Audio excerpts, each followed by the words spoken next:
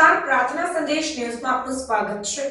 તુલસી પૂજનના શુભ અવસર પર અમદાવાદ ખાતે રાષ્ટ્રીય ભાજપા સમર્થન મંચ શાખા ગુજરાત દ્વારા તુલસીના છોડનું વિતરણ કરાયું। તારીખ 25 ડિસેમ્બર 2023 ને સોમવારના રોજ તુલસી પૂજનના શુભ અવસર પર રાષ્ટ્રીય ભાજપા સમર્થન મંચ શાખા ગુજરાત દ્વારા અમદાવાદ શહેરના નવા નરોડા ખાતે તુલસી વિતરણનું આયોજન કરવામાં આવ્યું, જેમાં રાષ્ટ્રીય ભાજપા સમર્થન મંચના રાષ્ટ્રીય સંગઠન મંત્રી ઘનશ્યામ શર્મા, અમદાવાદ જિલ્લા અધ્યક્ષ ભારતી વિરવાણી અને માનવેન્દ્રસિંહ અનિલ શર્મા દરેકના સહયોગથી દરેક સનાતનીઓને આપણી સંસ્કૃતિ માટે અને તુલસીના ફાયદા બતાવવા માટે તુલસીનો છોડ આપી સમજણ આપવામાં આવી।